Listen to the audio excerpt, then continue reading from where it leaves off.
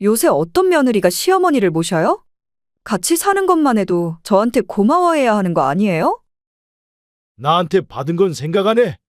이미 받았으니까 끝이다 이거야. 그리고 모시는 건 거의 간병인이 다 하고 요샌 집 청소 해주는 사람까지 부른다며. 제가 마음에 안 들면 다시 요양병원으로 모시면 되겠네요. 받을 건 다 받고 이제 못하겠다고? 그럼 내가 준 거 다시 돌려줘라. 그건 이제까지 제가 고생했던 거에 걸맞는 값 준다고 생각하시면 되잖아요. 너는 말로 해서 안 되겠구나. 어쩌시려고요? 제가 망하면 아버님 아들도 같이 망하는 건데 괜찮으시겠어요? 이젠 내 아들을 걸고 협박이라도 하는 거야. 한때는 그래도 널 가족이라고 생각해서 그냥 넘어갔지만 이제는 아니다. 아들이 이번에도 이혼하기를 바라시는 건 아니죠? 네가 그걸 믿고 이제껏 그따위로 행동한 거였구나. 아버지, 이 사람한테 너무 뭐라고 하지 마세요. 솔직히 이 사람 말 틀리기만 한 것도 아니잖아요. 듣기 싫다. 너네한테 해줄 배려는 이제 없으니까 그런 줄 알아라.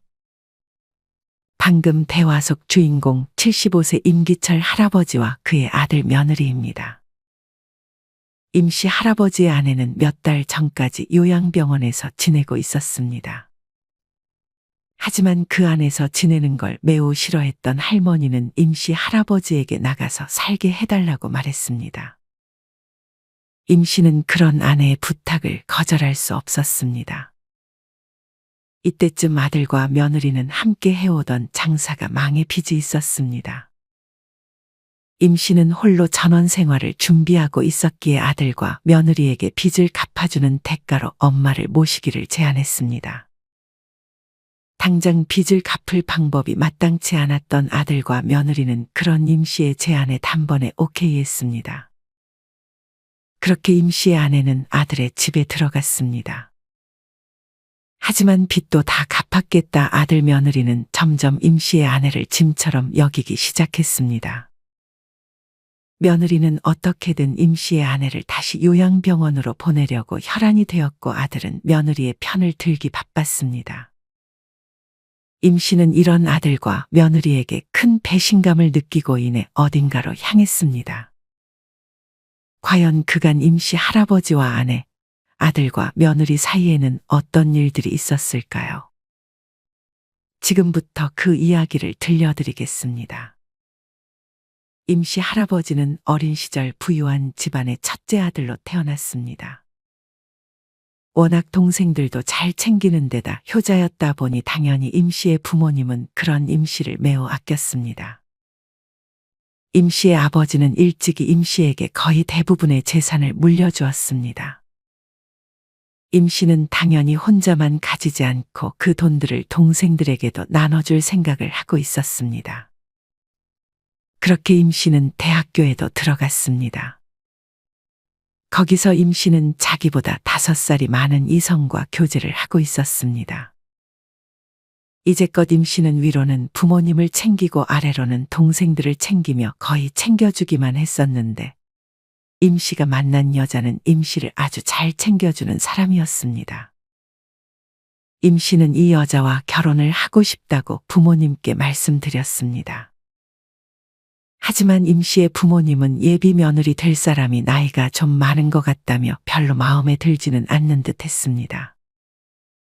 하지만 임씨가 이 여자가 아니면 결혼을 하지 않겠다고 선언을 해버리는 바람에 임씨의 부모님도 허락해 줄 수밖에 없었습니다. 임씨는 이맘쯤 식료품 사업을 하고 있었습니다. 아직 사업이 자리 잡은 건 아니었지만 워낙에 물려받은 재산이 많았었기에 결혼하는 데는 큰 무리가 없었습니다. 임씨는 그렇게 결혼을 하고 나서 다시 사업에 매진했습니다. 임씨의 아내는 그런 임씨를 지극정성으로 내조했습니다.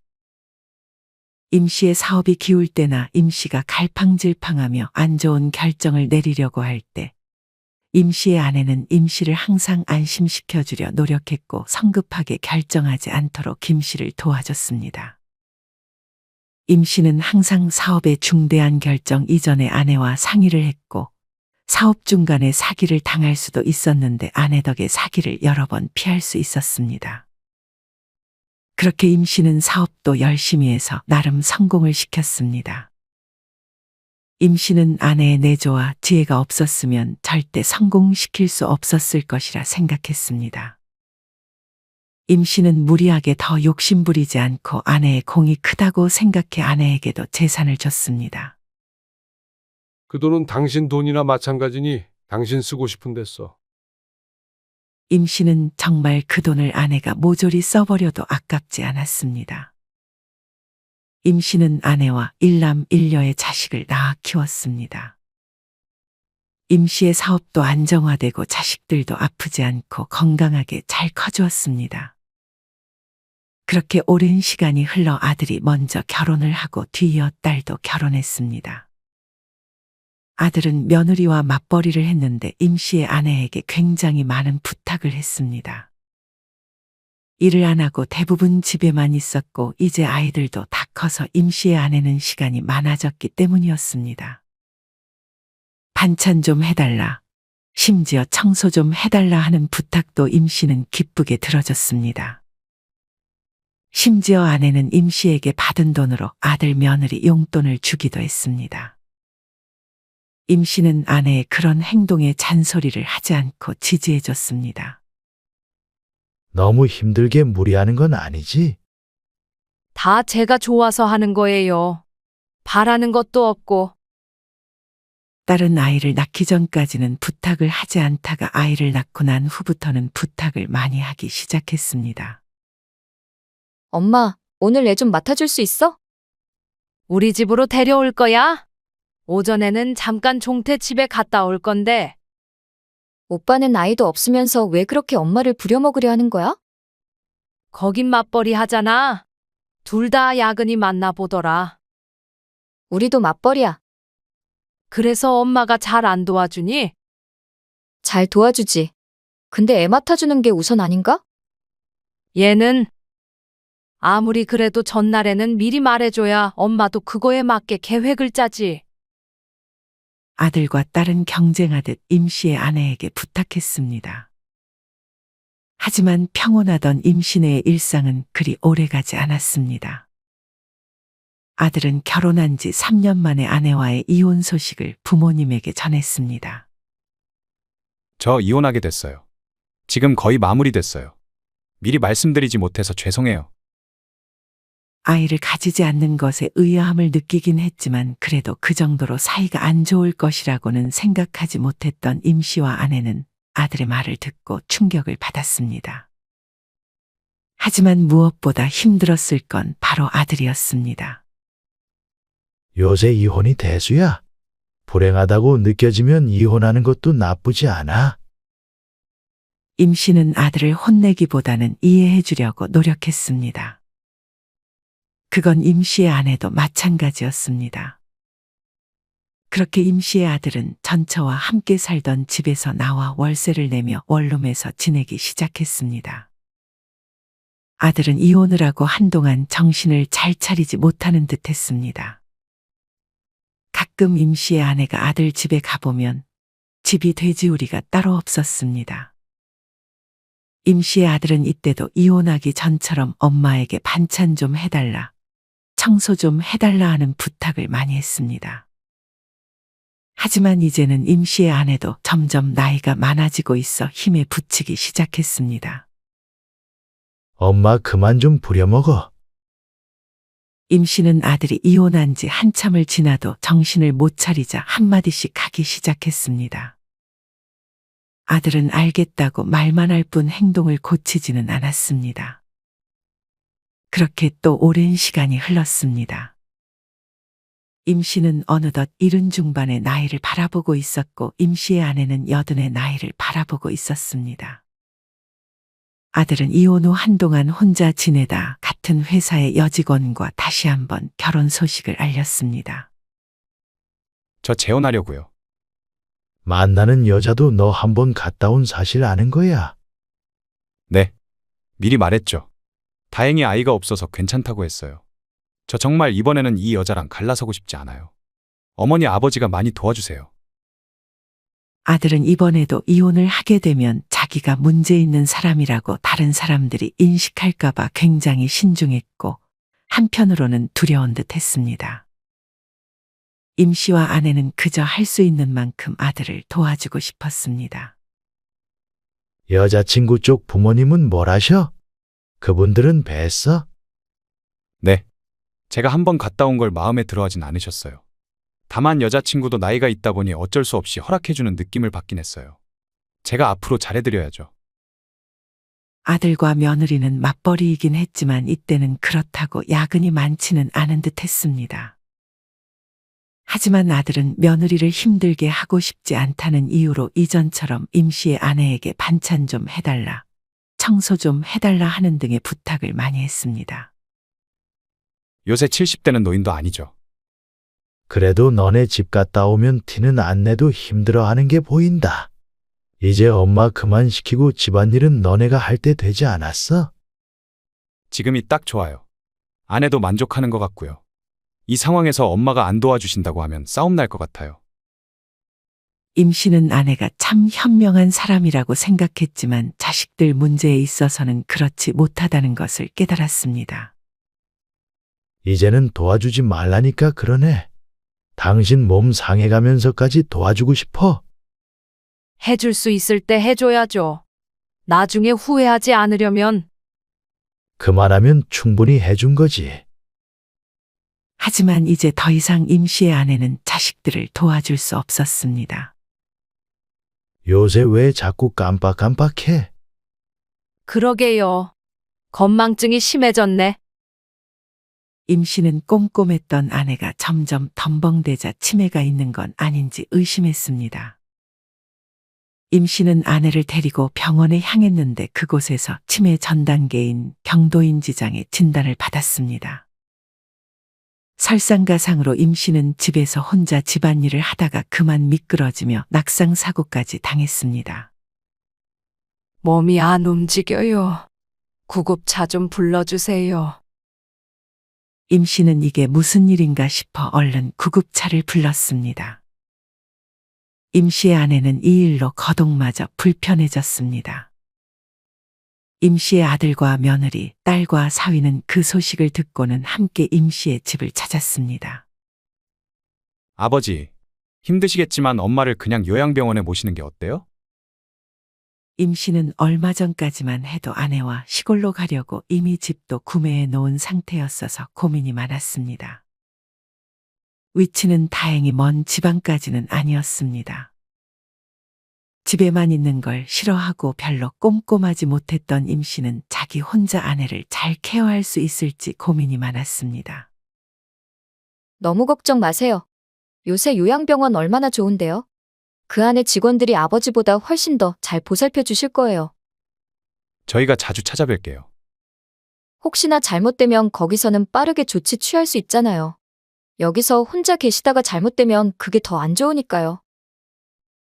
임 씨는 그런 자식들을 돌려보내고 아내에게 뜻을 물었습니다. 이때 임 씨 아내의 나이는 어느덧 80이 되었습니다.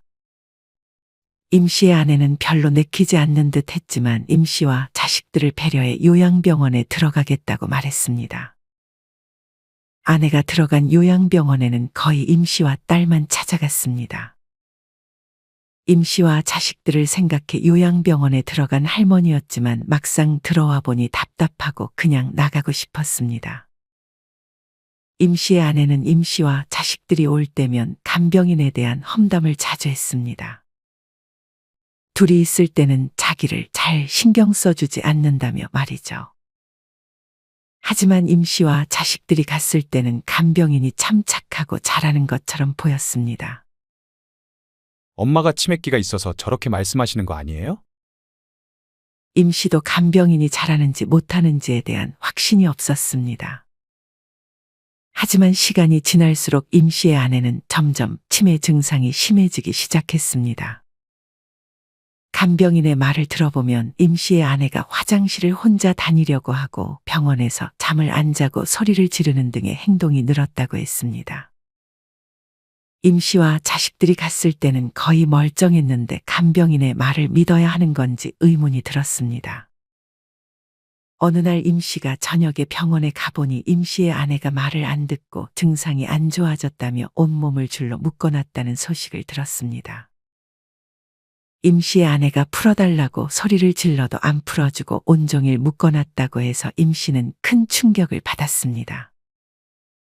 아니, 그 누구보다 충격받았을 건 사실 임 씨의 아내였습니다.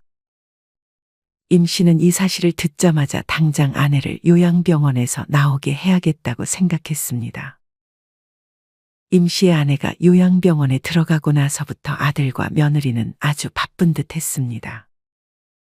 아들은 다니던 회사를 그만두고 며느리와 함께 디저트 가게를 차렸습니다. 한창 디저트 가게가 유행하던 시기에 주변 사람들의 말만 듣고 회사까지 그만두고 가게를 차려버린 것이었습니다. 아들 며느리는 그 사실을 임 씨에게 전하지도 않았습니다. 말하면 아버지는 무조건 반대하실 거잖아요. 초반에는 장사가 나름 잘 되는 듯 했습니다.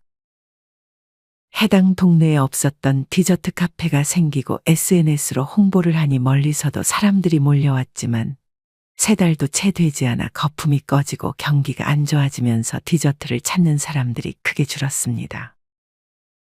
아들과 며느리는 잘 되는 것이 지속될 줄 알고 이것저것 차도 바꾸고 생활비를 크게 늘렸습니다. 하지만 매출이 줄어들자 점점 빚이 쌓여갔습니다. 그동안 벌어놓은 돈 모두 잃고 나서 빚만 3천만 원 가까이 생기자 그제서야 아들과 며느리는 장사를 접었습니다. 아들과 며느리는 망하고 나서야 이 소식을 임 씨에게 전했습니다. 임 씨는 그런 아들 며느리에게 엄마를 모시고 살면 빚을 갚아주고 가게도 하나 다시 시작할 수 있게 해주겠다고 했습니다. 대신 한 명은 회사를 다니는 게 좋을 것 같다고 했고 아들이 회사를 다니고 결국 며느리가 가게를 운영하는 것으로 얘기를 나눴습니다. 딱히 방법이 없었고 가게에 미련이 있었던 며느리는 가게를 해주겠다는 임 씨의 말에 망설이지 않고 시어머니를 모시겠다고 했습니다. 여기다 매달 생활비도 주고 간병인도 붙여준다고 하니 아들 며느리 입장에서는 거절할 이유가 없었습니다. 그렇게 아내를 아들 며느리와 함께 살게 하고 임 씨는 이제 전원 생활을 즐기러 시골로 갔습니다. 하지만 그 와중에도 아내 걱정에 매일같이 아들에게 전화를 걸었습니다. 매번 아들은 엄마 잘 있으니 걱정 말라는 말만 할 뿐이었습니다. 임 씨는 그저 그런 아들을 믿었습니다. 임 씨가 텃밭을 가꾸던 어느 날, 임 씨의 딸이 임 씨의 집으로 찾아왔습니다. 아빠, 그냥 엄마 차라리 여기 데려와서 살게 하는 건 어때? 뭐? 갑자기 왜? 아니, 오빠 집에 갔는데 오빠랑 올케가 엄마를 거의 방치하는 것 같아서. 그게 무슨 소리야? 딸은 엄마를 본다는 핑계로 오빠의 집에 자주 찾아간 듯 싶었습니다. 하지만 며느리는 임 씨의 딸이 자기 집에 자주 찾아오는 것을 별로 마음에 들지 않는 눈치였다고 했습니다. 그러던 어느 날 딸이 여느 때와 같이 오빠의 집에 방문했는데 임 씨의 아내가 토를 하고 있었다고 했습니다. 그때 오빠랑 올케 다 있었는데 병원을 데려가지도 않고 그냥 약국에서 약만 사와서 먹였다고 했습니다. 딸은 이 모습에 화가 나서 오빠와 올케 들으라는 듯이 한 소리 한 듯 싶었습니다. 아빠가 잘못이라고 이것저것 지원해줬으면 제대로 간병해야지. 이게 지금 뭐 하는 거예요? 지금 밤인데 어디 병원에 가요? 응급실이라도 데려가야죠. 겨우 토하는 것 좀 가지고 응급실에 가요? 그럼 쓰러져서 의식 잃어야만 응급실 가나요? 점점 동생과 아내가 싸우는 날이 늘자 오빠는 자기 아내 편을 들기 바빴습니다. 너 지금 버릇없이 뭐 하는 거야? 그런 말 할 거면 집에 찾아오지 마. 나는 뭐 찾아오고 싶어서 찾아오는 줄 알아? 나 안 찾아오게 만들고 싶으면 간병 제대로 해. 내가 감시할 거니까. 이날은 결국 딸이 임 씨의 아내를 모시고 응급실로 간 것 같았습니다. 이후에도 딸은 굴하지 않고 아들 집에 자주 찾아갔습니다. 너, 나 이혼하면 그땐 정말 가만 안 둘 거야. 아들은 자기한테 제일 중요한 것이 자기 아내와 이혼을 하지 않는 것인 듯 보였습니다. 그게 왜 내 탓이야? 딸은 그런 오빠의 말에 반박했습니다. 이후에 며느리는 자기 가게를 이번에는 망하게 하고 싶지 않다고 생각해 집에 잘 들어오지도 않는 듯 싶었습니다. 올케는 대체 언제 와? 딸은 오빠를 못 믿어해서 올케가 올 때까지 엄마를 돌봐줬다가 올케가 올 때쯤이 돼서야 집으로 돌아갔습니다. 물론 갈수록 둘 다 믿음이 가지 않았지만 말이죠. 아빠, 오빠네한테 생활비 주지 말고 나한테 줘야 한다니까. 오빠랑 올케는 정말 하는 게 아무것도 없어. 그럼 너네 집에 모실래? 그건 시어머니 때문에 안 될 것 같아. 올케가 평일이나 일할 때는 이해되는데 쉴 때는 등산동호회까지 갔다 온다는 거 있지? 임 씨는 딸의 말을 들어보니 점점 며느리가 마음에 들지 않기 시작했습니다. 그리고 아직 말은 시작도 하지 않았다며 딸은 결정적인 사건 하나를 말해주기 시작했습니다. 어느 날은 간병인이 갑자기 사정이 생겨 오빠의 집에 임 씨의 아내 빼고는 아무도 없었습니다. 딸이 오빠의 연락을 받고 부랴부랴 오빠의 집에 갔는데 임 씨의 아내가 화장실 청소를 하고 있었다고 했습니다. 임 씨의 아내는 치매기는 심해졌지만 재활을 잘 받아 일상생활에는 거의 지장이 없는 몸 상태가 되었는지 그때부터 집안일을 하고 있을 때가 많았습니다. 엄마, 왜 화장실 청소를 하고 있어? 딸이 물었지만 임 씨의 아내는 딸을 알아보지 못한 건지 아니면 알아보지 못한 척 하는 건지 다시 한번 화장실 청소에 열중하기 시작했습니다. 임 씨의 딸은 잠깐 집에 놓고 간 물건을 가지러 온 올케에게 물었습니다. 왜 엄마가 화장실 청소를 하고 있어요? 올케가 시켰어요? 제가 왜 집안일을 시키겠어요? 어머님 치매기 있는 거 모르세요? 딸이 올 때마다 임 씨의 아내는 집안일을 하고 있을 때가 많았고 왜 엄마가 청소를 하고 있냐고 물을 때마다 올케는 항상 치매 탓을 했습니다. 그런 며느리 얘기를 꺼낼 때마다 즐겁을 하는 엄마를 보며 뭔가 낌새가 이상하다고 생각해 딸은 다시 한번 아버지가 해준 올케의 가게로 가서 한마디를 해줄 생각이었습니다. 가게 마무리하는 시간에 맞춰 찾아갔는데 올케는 웬 남자 손님 한 명과 노닥거리고 있었습니다. 가게 문은 분명 닫혀 있었는데 안에 남자와 함께 있는 것이 의아해 딸은 사진을 찍어놨습니다. 올케는 그 남자와 헤어질 때 포옹을 하기도 했습니다. 딸은 그 사진도 찍어 올케에게 이 남자 누구냐고 물었습니다. 하지만 며느리는 그 사진을 보자마자 바로 딸의 핸드폰을 집어 던져버렸다고 했습니다. 이젠 자기 뒷조사까지 하는 거냐며 말이죠. 진짜 뭔가 이상하지 않아, 아빠? 임 씨도 딸의 말을 듣고 며느리를 의심하기 시작했습니다. 딸이 거짓말을 할 이유는 없다고 생각했습니다. 아들과 며느리가 출근한 어느 날, 임 씨는 간만에 아들 집에 찾아와 아내와 인사를 나누고 집안 곳곳에 녹음기를 몰래 설치했습니다. 비밀번호는 딸에게 물어봐서 알고 있었습니다. 임 씨는 자기를 몰라보는 아내를 보며 가슴이 아팠습니다. 만약 아들과 며느리가 임 씨의 아내에게 함부로 한다면 그에 맞게 갚아줄 생각을 임 씨는 하고 있었습니다. 그렇게 이틀 정도가 지나서 임 씨는 다시 녹음기를 회수하러 아들의 집으로 향했습니다. 그렇게 임 씨는 긴장되는 마음으로 녹음기를 틀었습니다. 거기 가만히 있으시라고요. 거기서 한 발자국도 움직이지 마세요. 물 좀 떠다 줘요. 가만히 있지 말고 TV 위에 먼지라도 좀 털어요.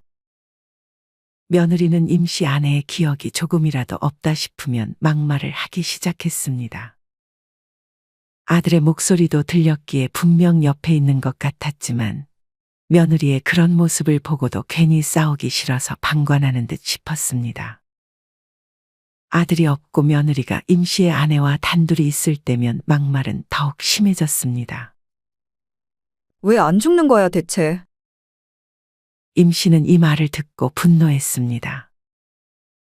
임 씨는 아내를 놔두고 자신만 시골로 내려온 것을 크게 후회했습니다.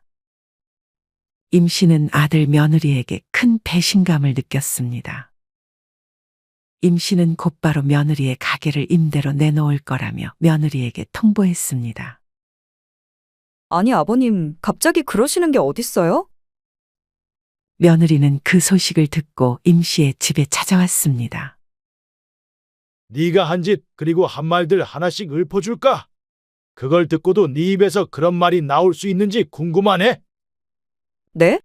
제가 무슨 말을 했는데요? 그리고 요새 어떤 며느리가 시어머니를 모셔요? 같이 사는 것만 해도 저한테 고마워해야 하는 거 아니에요? 나한테 받은 건 생각 안 해? 이미 받았으니까 끝이다 이거야.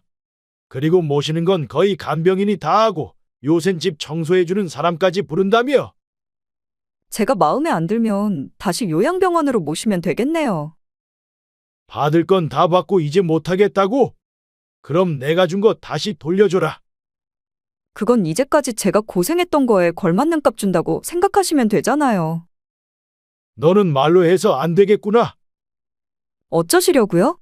제가 망하면 아버님 아들도 같이 망하는 건데 괜찮으시겠어요? 이젠 내 아들을 걸고 협박이라도 하는 거야. 한때는 그래도 널 가족이라고 생각해서 그냥 넘어갔지만 이제는 아니다. 아들이 이번에도 이혼하기를 바라시는 건 아니죠? 네가 그걸 믿고 이제껏 그따위로 행동한 거였구나. 며느리가 아들에게도 연락했는지 뒤이어 아들도 임 씨의 집에 찾아왔습니다. 아버지, 이 사람한테 너무 뭐라고 하지 마세요. 솔직히 이 사람 말 틀리기만 한 것도 아니잖아요. 너 내가 준 녹음 파일 안 들었어? 네 엄마 죽기 바라는 이 여자랑 계속 살고 싶어? 이 여자요? 저 그냥 이혼할게요. 아버지, 저 정말 또 이혼하게 놔두실 거예요. 아직도 정신 못 차렸어? 그 순간 아버지의 연락을 받은 딸도 임 씨의 집에 도착했습니다.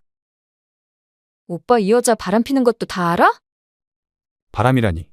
그게 무슨 소리야? 아니, 지금 무슨 소리를 하는 거예요? 며느리는 더 오버하면서 딸의 말이 말도 안 되는 소리라고 했습니다. 하지만 딸은 이미 많은 것을 준비하고 온 모양이었습니다. 딸은 직접 며느리를 미행한 듯 싶었습니다. 며느리는 그날 가게를 나오자마자 마스크를 쓰며 바로 집으로 들어가지 않고 다른 집으로 들어갔습니다. 그러고는 한 남자의 배웅을 받으며 다시 집으로 돌아갔습니다. 중간에 불편했는지 마스크를 벗었는데 확실히 며느리의 모습이 맞다고 했고 사진까지 찍었다고 했습니다. 하지만 딸은 그렇게 미행하는 사실을 올케의 외간 남자에게 한번 들킨 듯 싶었습니다. 딸은 누구냐는 그 남자의 말에 입을 꼭 다물었고 다치기 싫으면 조용히 있으라고 말해줬습니다.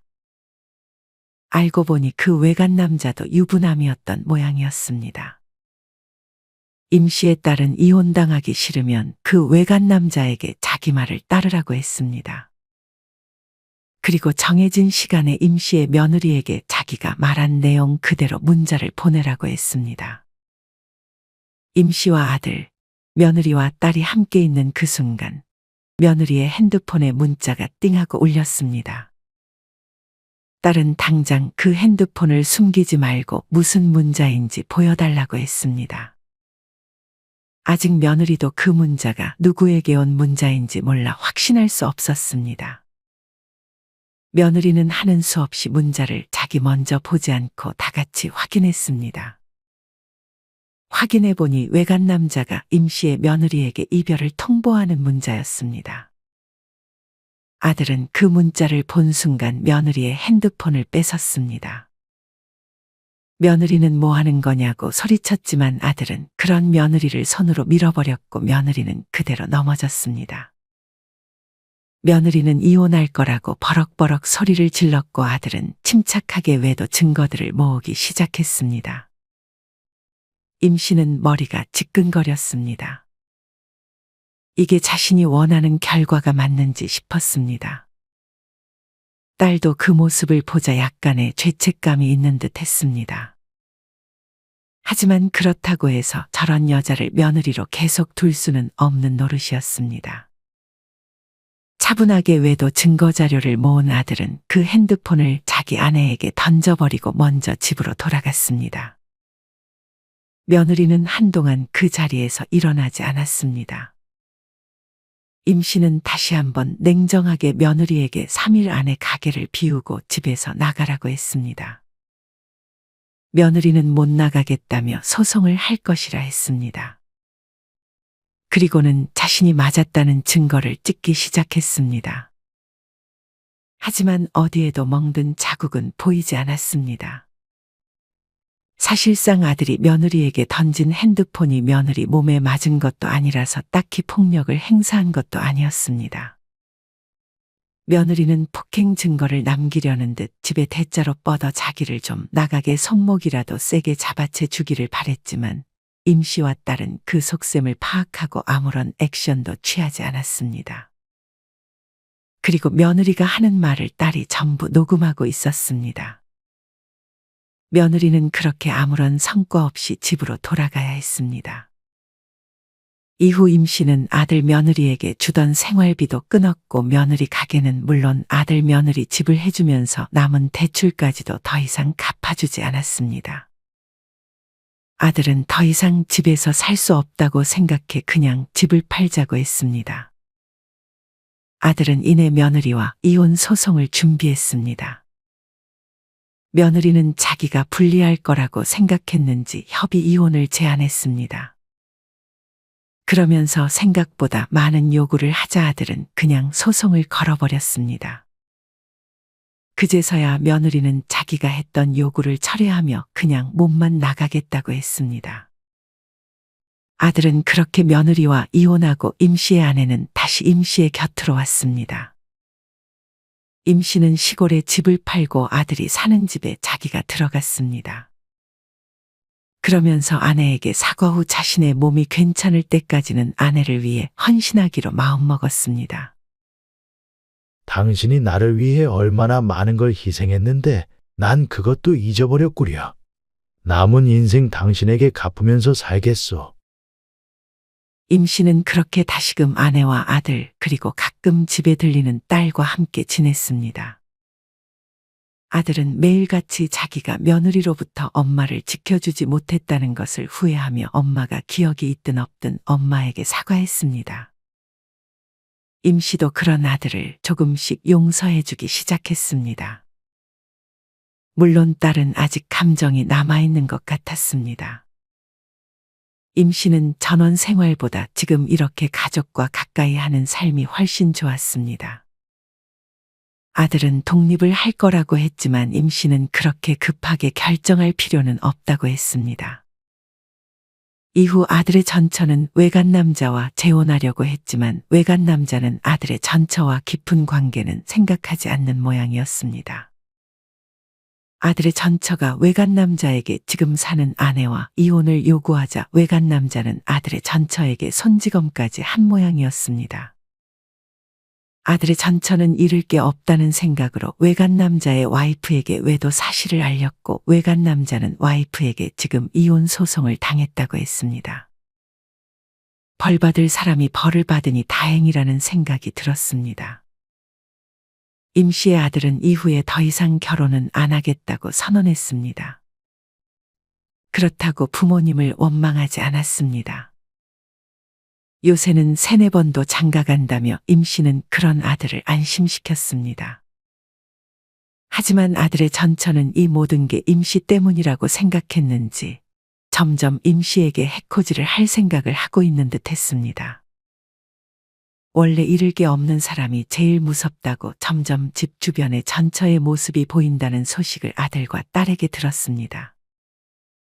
아들과 딸은 전처가 자기들을 봐도 해코지를 안 하는 것이 영 이상하다며 임 씨를 노리는 것일 수 있으니 조심하라고 했습니다. 아니나 다를까 임 씨가 외출했을 때 숨어있던 아들의 전처가 다가와 해를 가하려 했습니다. 하지만 아무리 임 씨의 나이가 많아도 여자가 남자를 힘으로 제압하기는 힘들었습니다. 임 씨는 바로 역으로 며느리를 제압하고 경찰을 불렀습니다. 아들의 전처는 울면서 소리를 지르는데 임 씨는 그 모습을 보며 사람이 이렇게까지 망가질 수 있구나 하고 치를 떨었습니다. 아들의 전처는 경찰서를 나오고 나서도 임 씨에게 협박 문자를 보내자 임 씨는 한 번만 더 하면 지인들과 가족들한테도 전부 소문을 내버릴 거라고 말했습니다. 아직 아들 전처의 지인과 부모님은 타지에 있어서 소식을 알지 못했습니다. 그제서야 정신이 들었는지 아들의 전처는 더 이상 임 씨의 집을 찾아오지 않았습니다. 임 씨는 요 며칠 동안 벌어진 일들이 참 꿈만 같았습니다. 그리고 그동안의 피로가 한꺼번에 밀려왔는지 이날은 저녁부터 잠에 들기 시작해 다음날 정오가 돼서야 잠에서 깼습니다. 임 씨는 숙면을 취해 아주 쾌적한 기분으로 일어났습니다. 마치 모든 기억을 잊고 앞으로 잘 살라고 기운을 주려는 하늘의 선물 같기도 했습니다. 임 씨는 그렇게 일어나자마자 아내에게 안부를 물으며 감사하는 마음으로 하루를 시작했습니다. 여러분은 이런 임 씨의 이야기를 어떻게 들으셨나요? 참 답이 안 나오는 며느리를 상대해야 했던 임 씨와 아내에게 안타까운 마음이 느껴지는 것 같습니다. 왜 안 죽고 아직도 살아있냐는 말을 들은 임 씨의 아내가 만약 그때 기억이 돌아온 상태였다면 참으로 비참한 마음이 들었을 것 같습니다. 여러분이 만약 주인공 임 씨라면 오늘 이야기 속 며느리가 진짜 내 며느리라고 생각했을 때 어떻게 대처하셨을 것 같으신가요? 임 씨 할아버지가 잘했다는 생각이 드시나요? 이와 관련하여 여러분의 자유로운 생각들을 댓글로 남겨주세요. 이상으로 오늘의 영상을 마치겠습니다. 우리 모든 구독자분들의 행복한 여생을 응원합니다. 다음에 더 흥미로운 이야기로 찾아뵙겠습니다. 감사합니다.